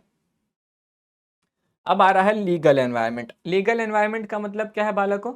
लीगल एनवायरनमेंट का मतलब है, ठीक है, लीगल एनवायरनमेंट का मतलब है यहाँ पर कि जो कानूनी, यानी कि कानूनी पर्यावरण, लीगल एनवायरनमेंट। अब जैसे तुम सोचो, अगर तुम देश में हो तो किसी भी देश के कानून को तो तुम्हें मानना पड़ेगा ना।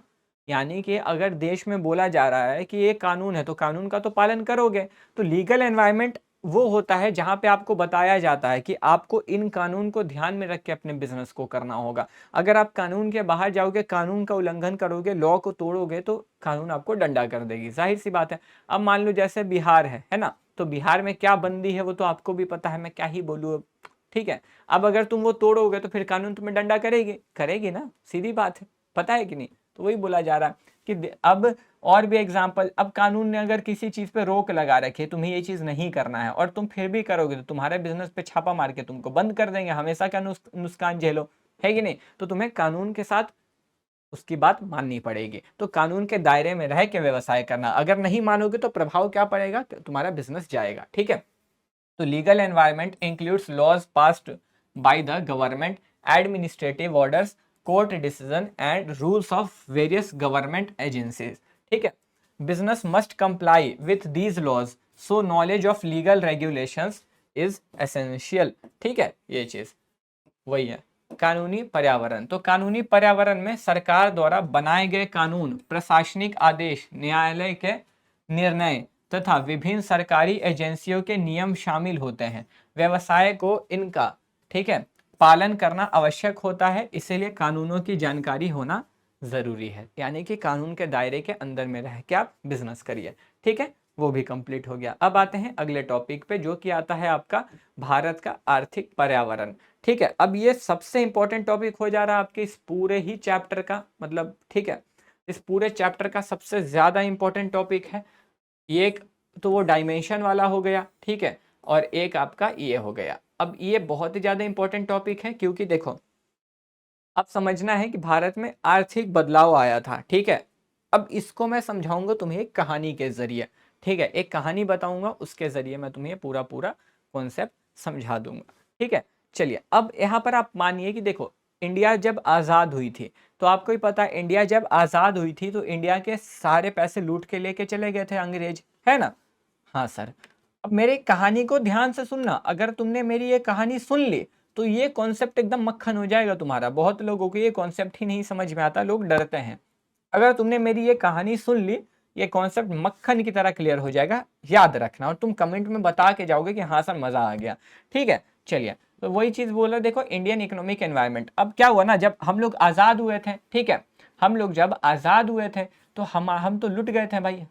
किसकी सर? गुलामी में लुट गए, तेरी मोहब्बत में नहीं। हम लोग तो गुलाम थे ना, तो लूट के ले गए गोरे लोग सारे पैसे। तो अब सरकार ने बोला कि यार हम लोग बहुत, अभी स्थिति खराब है हमारी, बहुत गरीबी है, डेवलपमेंट नहीं है, बिल्डिंग इंफ्रास्ट्रक्चर समझते हो ना कि बिल्डिंग्स वगैरह कुछ नहीं है, हम क्या करें, है ना, देश को संभालना ज़रूरी है यहाँ से। उन्होंने बोला कि सारे चीज़ अगर प्राइवेट सेक्टर के हाथ में, मतलब प्राइवेट लोगों के हाथ में दे देंगे, अगर निजी क्षेत्र के हाथ में दे देंगे, तो वो तो अपने फ़ायदा के लिए बिजनेस करते हैं, वो बस अपना फ़ायदा देखेंगे। और इन लोगों के पास इतना पैसा है नहीं कि ये बिजनेस को समर्थन दे पाए, यानी कि उनसे प्रोडक्ट खरीदें। तो एक काम करना होगा, हमें ही हीरो बनना पड़ेगा। सरकार ने बोला हमें ही हीरो बनना पड़ेगा, हम ही सब चीज़ को कंट्रोल करेंगे अभी। ठीक है, तो सरकार ने साफ बोला कि भैया कुछ टाइम के लिए हम बंद अर्थव्यवस्था, आर्थिक यानी कि क्लोज्ड इकोनॉमी हो लेते हैं। ठीक है, हम बाहर से व्यापार नहीं करेंगे, जल्दी करेंगे भी तो उस पर बहुत सारी चीजें होंगी। ठीक है, सुनो ना बता रहा हूँ। ठीक, ये चीज तो क्या हो गया, अब सरकार ने अपने अंदर सारी चीजें ले ली, ऑलमोस्ट चीज। ठीक है, 90-85% चीज अपने अंदर रखा। सरकार ने बोला कि देखो अगर तुमको बिजनेस भी करना है ना, तुम्हें कुछ भी करना है, तो तुम्हें आ करके हमसे परमिशन लेना पड़ेगा। ठीक है, सरकार ने सीधे बोला कि तुम्हें आके हमसे परमिशन लेना होगा, हमसे ना, तुम्हें क्या सर अप्रूवल लेना होगा, हमें तो हमारी आज्ञा लेनी होगी तुम्हें कोई भी बिजनेस करना है तो। अब सर आज्ञा मतलब तुम्हें जाके पूछना होगा। सर तुम जब उसके पास जाओगे ना, तो वो तुमसे कुछ सवाल करेगी। जैसे मान के चलो मुझे गोलगप्पे का बिजनेस खोलना है, ठीक है, मैं गया कि सरकार सरकार मुझे बिजनेस खोलना है, तो सरकार बोलेगी कि अच्छा बिजनेस खोलना है, कौन सा बिजनेस खोलना है? मैंने बोला गोलगप्पे का। क्यों खोलना है? मैं बोला पागल, मन में जोर से नहीं बोला। मैं बोला यार लोग को गोलगप्पे अच्छे लगते हैं, सोच रहा हूँ बेचूं, कमाऊंगा पैसा, दो पैसे कमाऊंगा, घर ले जाऊंगा, तुम्हें टैक्स के रूप में दूंगा। कहाँ खोलोगे? यार गली के बाहर खोलूंगा। इसका हेड ऑफिस कहाँ होगा? सरकार बोल रही है। भाई एक गोलगप्पे की ठेले है यार, अब तुम उसमें हेड ऑफिस पूछ रहे हो? तो ठीक है, ये लो लाइसेंस ले जाओ। मतलब सरकार ने ना सीधे लाइसेंस का लगा दिया कि अगर तुम्हें बिजनेस करना है तो तुम हमारे पास आओ, हम तुमसे कुछ सवाल जवाब करेंगे, हमें ठीक लगा हम तुम्हें बिजनेस करने के लिए वो लाइसेंस दे देंगे। इसका मतलब बिजनेस करने के पहले 10-15 चेक चेक, है ना। अब लोग बोले यार कौन करेगा इतना सवाल जवाब, कौन दे, एक बिजनेस करने के लिए इसके पास जाओ सवाल जवाब दो, नहीं करेंगे। अब क्या हो गया कि बदला, बंद तो कर दिया, ठीक है, लोग लुटने से तो बच रहे थे, लेकिन लोग इस चिक चिक की वजह से बिजनेस नहीं करना चाह रहे थे।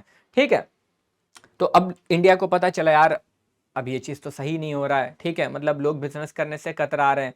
फिर क्या हुआ कि इंडिया का ना हालत फिर धीरे धीरे खराब होने लगा, मतलब भारत की स्थिति बहुत धीरे धीरे खराब होने लगी।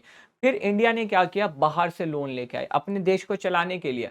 ठीक है, बाहर से लोन, बाहरी देशों से पैसे लेकर के आए, लोन लेके आए कि भाई अब हम देश को चलाएंगे अच्छे से।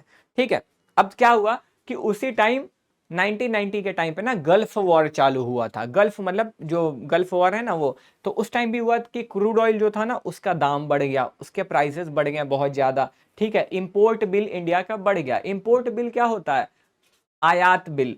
आयात क्या होता है? जैसे देखो, सॉरी आयात नहीं, हाँ आयात बिल। ठीक है सर, इंपोर्ट जब आप अपनी देश में माल मंगवाते हो, यानी कि दूसरे देशों से जब आप सामान खरीदते हो तो इंपोर्ट, और अगर आप दूसरे देश में सामान बेच रहे हो तो एक्सपोर्ट। देखो सिंपल, एक्स कौन होता है? जो चला जाता है। तो तुम्हारे देश से अगर सामान चला गया तो एक्स हो गया, वो तो एक्सपोर्ट बोल दो। अब इंपोर्ट जो सामान आ रहा है तो आयात बिल बढ़ गया। अब देखो बाहर से तुम लेके आओगे कर्जा, तो वो तो डॉलर में ही देंगे, तुम अपने देश में आके उसको रुपया में बदलोगे, ठीक है। तो इंपोर्ट बिल बढ़ा। इंपोर्ट बिल मतलब सर मतलब हम जो खरीदते हैं उसका बिल। हाँ, तो हम खरीदेंगे तो पैसे तो देंगे ना सामने वाले देश को। अब जो चीज 4 रुपए की थी वो 40 में हो गई, तो हमारा खर्चा मतलब बढ़ गया। सर खर्चा बढ़ गया मतलब जैसे ना कि सर 4 की चीज 40 में खरीद रहे थे, ऐसा, ठीक है। अब तो हमारा खर्चा बढ़ गया, लेकिन हमारी कमाई है नहीं। सर जैसे खर्चा हम 1,000 कर रहे हैं और कमा हम 100 रुपए रहे हैं, ऐसी स्थिति हो गई थी, ठीक है। इंडिया के पास ना बहुत कम पैसा, मतलब लगभग समझो 2 हफ्ते का, 2 वीक का बस यूएस फॉरेन करेंसी रिजर्व बचा था। मतलब बाहरी देशों के जो हम लोग लोन लेके आए थे ना, बहुत 2 हफ्तों का ही बचा था मात्र, ठीक है। बहुत कम पैसा बचा था इंडिया के पास। तो इस समय क्या हुआ, सरकार गई मदद मांगने आईएमएफ और वर्ल्ड बैंक के पास। आईएमएफ कौन? इंटरनेशनल मॉनेटरी फंड, जो देशों को आर्थिक सहायता प्रदान करती है ना। ये दो संस्थाएं क्या करती हैं? देश को आर्थिक संस्था व्यवस्था प्रदान करती है, इकोनॉमिक हेल्प देती है, ठीक है ना, फाइनेंशियल हेल्प देती है। तो इंडिया गई कि भाई हमें ना थोड़ा सा मतलब पैसे चाहिए। तो इंडिया ने वहां गोल्ड गिरवी रखा उसके बदले में, यानी कि इंडिया ने अपना 67 टन शायद सोना गिरवी रखा था, ठीक है। कुछ गोल्ड अपना सोना इंडिया ने, देश का सोना गिरवी रखा और वहां से पैसे लेके आए। अब उस टाइम पर सरकार थी पीवी नरसिम्हा राव की, 1991 के टाइम पे, ठीक है, 1991 के टाइम पे। तो देखो जब गई ना, जब इंडिया गई ना आईएमएफ और वर्ल्ड बैंक के पास, किसके पास गई सर? आईएमएफ, यानी कि इंटरनेशनल मॉनेटरी फंड, और वर्ल्ड बैंक डब्ल्यूबी, इन दोनों के पास गई ना जब इंडिया, ठीक है। तो इन्होंने इंडिया को कहा कि भाई वो सब तो ठीक है, इन्होंने कहा इंडिया को कि वो सब तो ठीक है, हम तुम्हें लोन तो बिल्कुल दे देंगे, तुम उसकी टेंशन मत लो, ठीक है, लेकिन तुम्हें ना इकोनॉमिक रिफॉर्म करना होगा। मतलब उन्होंने बोला कि तुम्हें जो है इकोनॉमिक रिफॉर्म करना पड़ेगा, ठीक है। सर इकोनॉमिक रिफॉर्म जैसे, जैसे देखो यहाँ पे उन्होंने क्या बोला, तुम्हें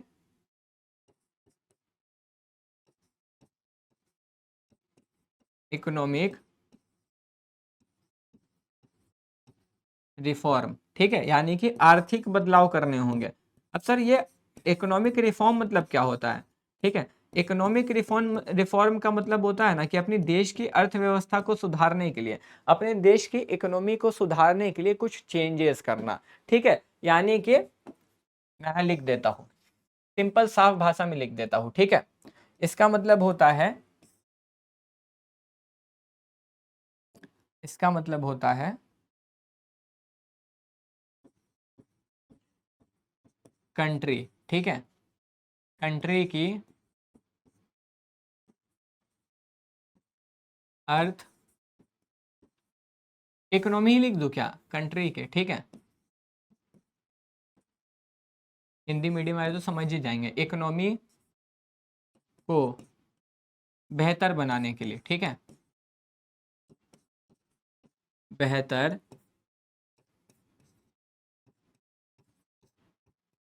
बनाने के लिए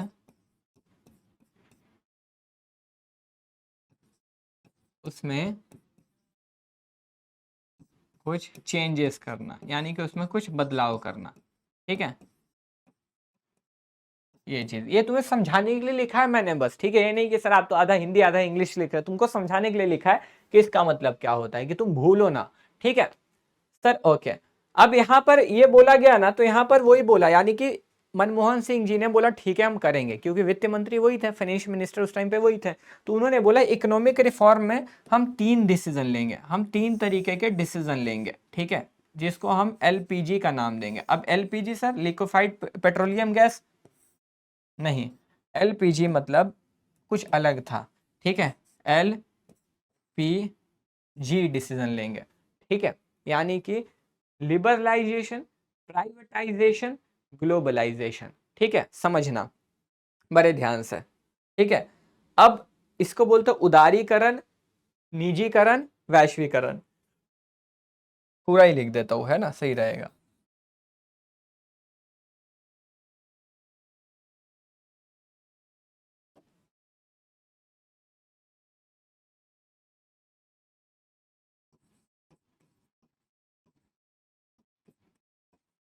लिबरलाइजेशन, ठीक है, प्राइवेटाइजेशन, सही है, नहीं गलत है, प्राइवेटाइजेशन और जी से ग्लोबलाइजेशन।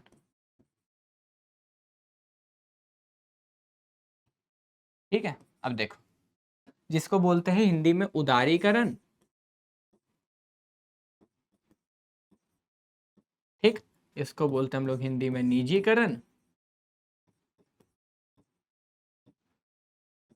और इसको बोलते हैं वैश्वीकरण। अब आपको तो पता ही था कि इंडिया उस टाइम पर गुलाम थी, है ना, मतलब गुलामी से निकली ही थी। तो क्या था ना, हमारे देश में बहुत सारी पाबंदियां लगी थी। पहला तो मैंने ऑलरेडी तुमको बताया कि भाई आपको कोई भी बिजनेस करना, उसके लिए आपको लाइसेंस लेना पड़ेगा, यानी कि लाइसेंस राज सिस्टम लगा था। दूसरा पता है और पाबंदियां क्या लगी थी, कि आप बाहरी देशों से अगर आप व्यापार कर रहे हो, पहला तो कर नहीं सकते हो, दूसरा अगर आप कर रहे हो, ठीक है, तो बहुत सीमित मात्रा में करना होगा। मान के चलो मैंने कोरिया से सैमसंग के फोन्स मंगवाए, ठीक है, तो उस पे ना बहुत ज्यादा टैक्स मुझे देना पड़ेगा। प्लस मैं ऐसा नहीं कि कितने भी फोन मंगवा सकता हूं, एक सीमित मात्रा में सरकार बताएगी कि कितना मंगवाना है। समझ रहे हो, मतलब सारी चीजें ना एकदम बंधी हुई थी। ठीक है, ये था ऐसा, बहुत पाबंदियां लगी थी। ठीक है, बहुत सारी पाबंदियां भी लगी थी। उसके बाद आपको पहले ही बताया कि आधी चीज सरकार के हाथ में थी, निजी क्षेत्र के हाथ में बहुत कम चीज थी, प्राइवेट सेक्टर के हाथ में बहुत कम चीजें थी। ठीक है, और आप बाहरी देशों से व्यापार नहीं कर सकते थे। तो जो इतनी सारी पाबंदियां लगी थी ना, कि आप को बिजनेस करने के लिए लाइसेंस लेना होगा, आप बाहरी देशों से इतना ही सामान मंगवा सकते हो, ये जो पाबंदियां लगी थी, ये जो ट्रेड रेस्ट्रिक्शंस लग रखे थे, उसको लिबरलाइजेशन में खत्म कर दिया गया। सरकार ने बोला कि हम लिबरलाइजेशन कर रहे हैं, उदारीकरण कर रहे हैं, मतलब आपको बिजनेस करने के लिए जितने भी बाधाएं आती है ना, उन सभी चीज को हम हटा रहे हैं। जो भी अननेसेसरी ट्रेड रेस्ट्रिक्शंस, ध्यान रखना, अननेसेसरी ट्रेड रेस्ट्रिक्शंस लग रखे हैं, जो फालतू के व्यापार में प्रतिबंध आपको लगा रखा है ना हम लोगों ने, उसको हम पूर्ण तरीके से हटा रहे हैं, बिजनेस से उसको हम समाप्त कर रहे हैं। ठीक है, यहाँ पे उस वो किया गया, यानी कि ट्रेड रेस्ट्रिक्शंस जो व्यापारिक व्यापार में अनावश्यक प्रतिबंध लगे थे, यहाँ पे उसको हटा दिया गया। प्राइवेटाइजेशन में क्या हुआ, यानी कि देखो, अब पहले ही बोला आधी चीज सरकार संभाल रही थी, तो सरकार ने बहुत सारी कंपनी को, सरकार की बहुत सारी कंपनी लॉस में जा चुकी थी। ठीक है, तो सरकार ने बोला कि भाई जो कंपनी लॉस में है ना, उसको हम प्राइवेट को बेच देते हैं। मतलब जो कंपनी लॉस में चल रही है, जो कंपनी लॉस में है बिल्कुल, उसको हम बेच रहे हैं प्राइवेट के हाथों। ठीक है, चले जाओ ऐसा करके। तो जो सरकार के हाथ में जो हानि हो रही थी, जिन कंपनियों को हानि हो रहा था, नुकसान हो रहा था, लॉस हो रहा था, सरकार ने उसमें से अपने शेयर्स प्राइवेट सेक्टर के हाथ में बेच दिए। यानी कि जब भी कोई भी मालिक अपनी कंपनी के शेयर्स बेचता है ना, तो उसको डिसइन्वेस्टमेंट यानी कि विनियोग बोलते हैं। ठीक है, तो यानी कि सर इसमें क्या हुआ, तो सरकारी कंपनी ने ओनरशिप और मैनेजमेंट, यानी कि सरकारी कंपनी ने स्वामित्व और प्रबंध किसके हाथों में दे दिया, निजी क्षेत्रों के हाथों में दे दिया, कि अब आप इसको संभालो, आप इसके कर्ता धर्ता हो। मतलब जो सरकार के नियंत्रण में कंपनी थी, उसका नियंत्रण अब निजी क्षेत्रों के हाथ में चला गया, यानी कि गवर्नमेंट कंपनी अब प्राइवेट कंपनी बन गई। ठीक है, और ग्लोबलाइजेशन में क्या हुआ, कि अब हम सिर्फ अपने में व्यापार नहीं करेंगे, अब हम सारी देश के साथ मिलकर व्यापार करेंगे। ठीक है, ये 3 डिसीजन ने इंडिया का कायापलट कर दिया, यहाँ के इंडिया की इकोनॉमिक रिफॉर्म कर दी, मतलब आर्थिक पर्यावरण में बदलाव कर दिया। तो इसमें क्या हुआ सर, इसमें हुआ कि अनावश्यक प्रतिबंधों को हटाया गया, जो व्यापार पे लगी थी, अननेसेसरी ट्रेड रेस्ट्रिक्शंस रिमूव किया गया। इसमें क्या हुआ सर, इसमें सरकारी कंपनी के स्वामित्व और प्रबंध को निजी क्षेत्रों के हाथ में दे दिया गया, यानी कि गवर्नमेंट कंपनी ने अपने ओनरशिप और कंट्रोल को, ठीक है, ओनरशिप और मैनेजमेंट को प्राइवेट सेक्टर के हाथों सौंप दिया। ठीक है, अब उनके हाथ में उनके कंट्रोल दे दिया। ग्लोबलाइजेशन में क्या हुआ, अब कि अब हम सारे देश के साथ में मिलकर बिजनेस करेंगे। ठीक है, तो हमने अपनी इकोनॉमी को वर्ल्ड इकोनॉमी के साथ इंटीग्रेट किया, यानी कि अपनी आर्थिक वातावरण को, अपनी आर्थिक व्यवस्था को बाहरी देशों के साथ जोड़ दिया। ठीक है, तो यही सब चीजें चली थी। अब देखिए समझ आ गया पूरा, बहुत आसान है। अब यहाँ से देखिए, तो आप पूरा पढ़ सकते हैं, ये लिखने की जरूरत नहीं है। With A focus on economic reform, the government of India announced the new economic policy in 1991। ये एमसीक्यू पॉइंट है, ये ध्यान रखना। ये सब कब हुआ था, ये सारी चीजें जो है जुलाई 1991 में हुई थी। ठीक है, जुलाई 1991 में ये सारी चीजें हुई थी, ये चीज आपको ध्यान रखना है, ठीक है ना। चलिए, तो वही बोल रहा है कि with a focus on economic reform the government of India announce the new economic policy. New economic policy कब आई? इस टाइम पे। इट्स एम, इसका aim was to help India come out, तो इसका एम था कि वो इंडिया को हेल्प करे to come out of the economic crisis and move towards rapid economic growth, ठीक है। तो वही देखिए, आर्थिक सुधारों पर ध्यान देते हुए भारत सरकार ने नई आर्थिक नीति 1991 की घोषणा की। इसका उद्देश्य भारत को आर्थिक संकट से बाहर निकालकर तीव्र आर्थिक विकास की ओर ले जाना था, ठीक है। The main objective of the new industrial policy was to free industries from the restrictions of the licensing system, ठीक है, जो लिबरलाइजेशन था। Reduce the role of the public sector, जो कि प्राइवेटाइजेशन था, and encourage participation of foreign private sector in India's industrial development globalisation, ठीक है। तो देखो, वही बोला जा रहा, नई औद्योगिक नीति का मुख्य उद्देश्य उद्योगों को लाइसेंस प्रणाली के प्रतिबंध से मुक्त कराना था, यानी कि लाइसेंस लेना पड़ेगा ना बिजनेस करने के लिए, तो उससे मुक्त कराना था। सार्वजनिक क्षेत्र की भूमिका को कम करना, मतलब जो चीज सरकार के हाथ में उनको कम करो, अब निजी क्षेत्रों की भूमिका को बढ़ाओ। और दूसरा कि बाहरी देशों पे भी प्रतिबंध लगे थे कि वो इंडिया में आके बिजनेस नहीं कर सकती अभी, है ना, तो उसको भी हटाना, यानी कि वो अब इंडिया में आ सकती है बिजनेस करने के लिए, ठीक है। तो ये चीज लिख रहा है।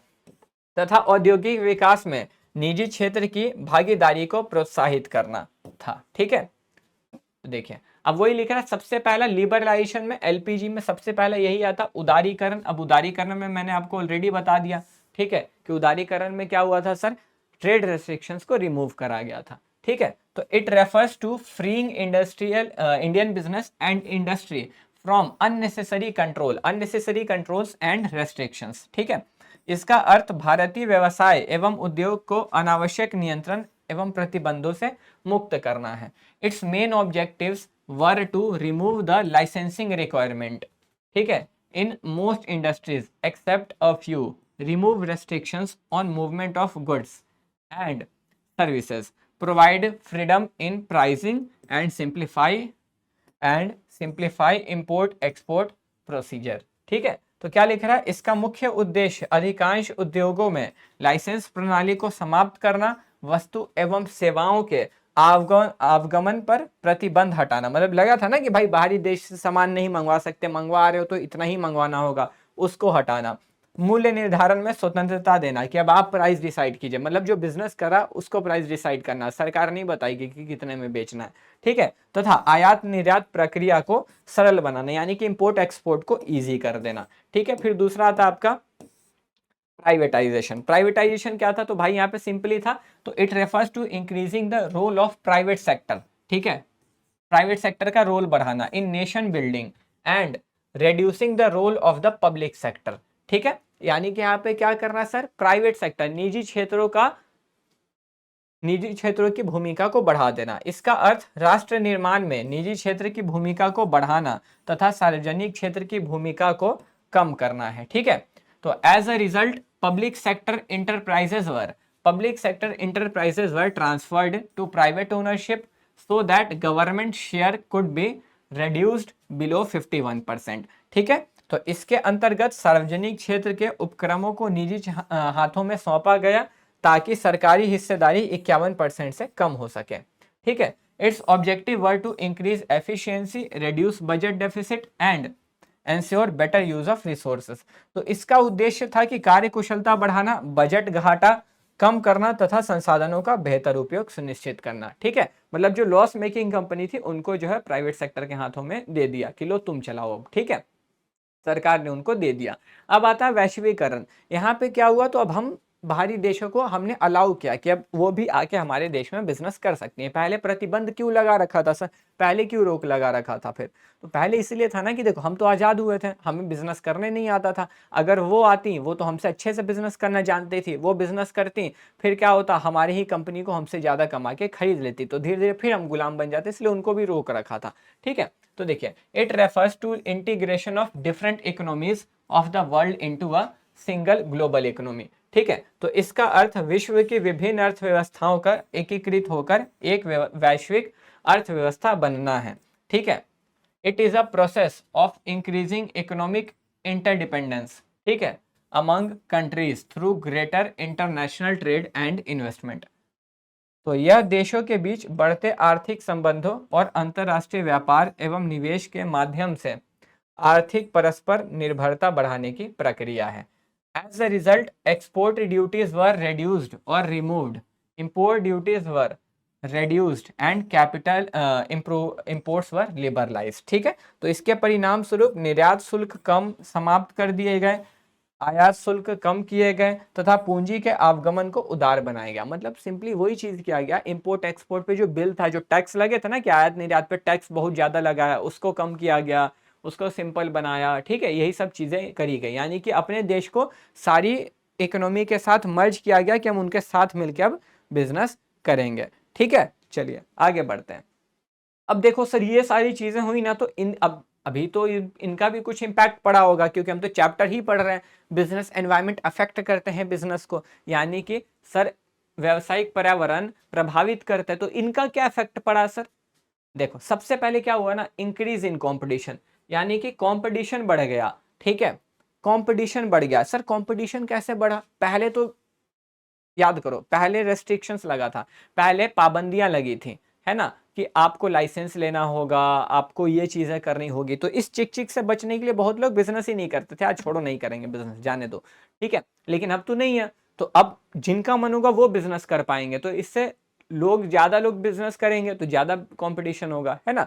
तो इंक्रीज इन कंपटीशन यानी कि प्रतियोगिता में बढ़ोतरी हो गई, ठीक है। मोर डिमांडिंग कस्टमर, अब तुम सोचो कि ज्यादा लोग बिजनेस कर रहे हैं, ठीक है, ज्यादा लोग बिजनेस कर रहे हैं, तो कस्टमर के पास ऑप्शंस होगा ना कि भाई यहाँ नहीं तो यहाँ देखते हैं, यहाँ नहीं तो यहाँ देखते हैं। तो जिसके पास जितना ज्यादा ऑप्शंस होता है, जब आपके पास ज्यादा ऑप्शन होता है तो आप ज्यादा डिमांड भी करते हो। मतलब जब आपको ज्यादा ऑप्शन दिखेगा, ज्यादा आपको ये दिखेंगे ना कि भाई ये भी रास्ता है, ये भी चीज है, ये भी चीज है, ये भी चीज है, ये सारे विकल्प मेरे पास हैं, तो आप उतना ज्यादा मांग करने लग जाओगे। इससे अच्छा नहीं है, इससे अच्छा नहीं है, इससे बढ़िया नहीं है, आप उतना ज्यादा डिमांड करने लग जाओगे, ठीक है। तो कस्टमर जो है, कस्टमर्स की मांग बढ़ गई, ठीक है, ग्राहक और ज्यादा मांगने वाले हो गए।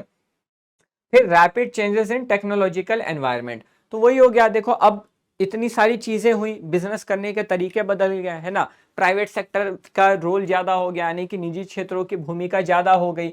अब बाहरी देशों से भी बिजनेस आने लगे, पैसे आने लगे, ठीक है, सामान आने लगे। तो अब बाहर देश से जो सामान आते थे वो एकदम अपडेटेड, एकदम अच्छी टेक्नोलॉजी के, तो इससे टेक्नोलॉजी में भी बदलाव हुआ। हम लोग पुरानी चीजें यूज करते थे, अब बाहरी देशों से मंगवा के नई नई चीजें यूज करने लगे, ठीक है। तो तकनीकी में, पर्यावरण में भी यहाँ पे तेजी से बदलाव हुआ। नीड फॉर चेंज, अब वही हो गया कि देखो भाई, अब जो है हमें बदलने की सख्त जरूरत है, ठीक है। अगर नहीं बदलेंगे तो अब तो हम बाहरी देशों के साथ भी व्यापार कर रहे हैं, वो आएंगे और हमें खा जाएंगे। तो अब हमें अपने बिजनेस करने के तरीकों को बदलना पड़ेगा। अब बहुत ज्यादा जरूरी था कि उनको बदलना होगा, वरना वो डूब जाएंगे, ठीक है। तो अब जो है बदलाव की आवश्यकता पड़ गई, ठीक है, कि अब जरूरी है बदलाव करना। समझ रहे हो ये चीज? Need for human resource development, यानी कि अब देखो जैसे ना, अब अच्छे इंप्लॉयज चाहिए, अब जैसे तैसे इंप्लॉयज नहीं चाहिए, क्योंकि अब कंपटीशन बढ़ चुका है, अब सब कुछ बढ़ गया है, अब लोग भी ज्यादा हो गए, है ना। तो अब जब मेरे पास अच्छे पढ़े लिखे समझदार इंप्लॉय होंगे, ह्यूमन रिसोर्स डेवलपमेंट मतलब जो मेरे पास ह्यूमन, जो इंप्लॉयज, जो कर्मचारी होंगे वो अच्छे होंगे, पढ़े लिखे होंगे, तभी तो वो मेरे बिजनेस को अच्छे से समझ पाएंगे और मेरे लिए अच्छा काम कर पाएंगे। तो अब अच्छे, ठीक है, अच्छे मानव संसाधनों की भी उपयोग बढ़ गई, ठीक है, जरूरतें बढ़ गई, आवश्यकता बढ़ गई। मार्केट ओरिएंटेशन, मार्केट ओरिएंटेशन मतलब कि बाजार उन्मुख हो गए अब सब लोग, ठीक है। क्या हो गए? बाजार उन्मुख हो गए। बाजार उन्मुख यानी कि मार्केट ओरिएंटेशन। देखो पहले क्या था ना, पहले कस्टमर के पास ऑप्शन नहीं था, ग्राहकों के पास विकल्प नहीं था, जो है उसी में खरीदो, वरना नहीं तो नहीं खरीद पाओगे। अब उनके पास विकल्प हो चुका था, तो अब सारे बिजनेस ना मार्केट ओरिएंटेशन हो गए थे, क्योंकि पहले ऑप्शन नहीं था। तो सारे जो बिजनेस करने वाले लोग थे वो जानते थे जाएगा तो जाएगा कहाँ, मेरे पास आएगा, जो बनाएंगे वो बिकेगा, है ना, जितने में बेचेंगे उतने में बिकेगा। तो पहले लोग कुछ भी बना के कुछ भी बेचते थे, वो कस्टमर की जरूरतों को इग्नोर करते थे कि इसको क्या चाहिए उससे मतलब नहीं, हम जो बनाएंगे वही बेचेंगे, ठीक है। तो वो उनकी जरूरतों को पूर्ण एकदम इग्नोर मारते थे साफ तौर पे, ठीक है। लेकिन अब क्योंकि कंपटीशन ज्यादा है, ठीक है, अगर तुम नहीं बेचोगे दूसरा कोई जाएगा तो कस्टमर वही लेगा जो उसको पसंद है। तो इसीलिए अब वो लोग कस्टमर की ज़रूरत के हिसाब से चीज़ें बेचने लग गए। अब वो कस्टमर की ज़रूरत को जानते थे कि भाई ग्राहक को चाहिए क्या, उस हिसाब से उत्पाद बेचेंगे, क्योंकि अगर वो मेरे यहाँ से नहीं लेगा तो हम कमा ही नहीं पाएंगे। ठीक है, तो वो बाजार उन्मुख हो गया। फिर आता है lack of budgetary support to public sector. Lack of budgetary support to public sector का क्या मतलब है? तो जो सरकारी कंपनियां थी ना, जो सार्वजनिक कंपनी थी, उनके पास ना, उनसे मतलब फिर उनमें पैसे ही नहीं जाने लगे, मतलब वो पैसा ही नहीं कमा पा रही थी। क्योंकि पहला तो उन्होंने सारा प्राइवेट सेक्टर को बेच दिया। प्राइवेट सेक्टर को बेच दिया तो वो लोग अच्छी प्रोडक्ट बनाते थे, अच्छे प्रोडक्ट बनाते थे तो अच्छा वो बिक्री कर पाते थे। अब जब इनके पास से कोई कुछ खरीदेगा नहीं, इनमें फिर कोई, ये जब फायदा नहीं करेंगे तो वह ये इनको पैसे कौन देगा? तुम सोचो, तुम्हारे दोस्त ने बिजनेस चालू किया, अब वो बहुत अच्छा प्रॉफिट कर रहा, ठीक है, तो तुम भी उसमें पैसा लगाओगे तो तुम्हारा भी प्रॉफिट होगा। और अगर वो प्रॉफिट नहीं करता तो तुम उसको पैसे देते बिजनेस करने के लिए? नहीं देते। वही चीज इसके साथ हुआ, क्योंकि ये प्रॉफिट कर नहीं पा रहा था, है ना। तो इनके पास भी फिर इनको भी फंड नहीं आने लगे, इनको इनमें भी कोई इन्वेस्ट करने वाला बचा नहीं। तो जो पब्लिक सेक्टर थे ना, पीएसयू जो थे ना, जो सार्वजनिक क्षेत्र थे, उनके पास जो है वित्तीय सहायताओं की कमी हो गई। ठीक है, तो यही था। अब एक छोटा सा टॉपिक डिमोनेटाइजेशन है, तो वो किसी काम का नहीं है, ठीक है, वो हम लोग कभी सब्जेक्टिव करेंगे ना उसमें कर लेंगे। ठीक है, जो कि विमुद्रीकरण, वो बहुत सिंपल है। यहाँ पे आपका मैंने पूरा पूरा चैप्टर नंबर 3 व्यवसायिक वातावरण कंप्लीट कर दिया। उम्मीद करता हूँ आपको अच्छे से समझ में आया होगा। ठीक है, छोटा सा चैप्टर है, तुरंत हो गया। अगेन बता दे रहा हूँ, अगर आपको नोट्स चाहिए, ठीक है, अगर आपको नोट्स चाहिए तो आप स्टार्टिंग में स्कैनर पे जाओगे और स्कैनर को स्कैन करके भी आप अपने नोट्स को ले सकते हो। ये नोट्स अपलोड हो जाएंगे वहाँ, या फिर आप इस नाम को भी सर्च करोगे तो आपको नोट्स मिल जाएंगे। ठीक है, तो चलिए आज के लिए बस इतना ही। मिलते हैं हम लोग अपनी अगली क्लास में, तब तक के लिए bye bye, take care, have a good day. This side I Singh signing off, bye bye.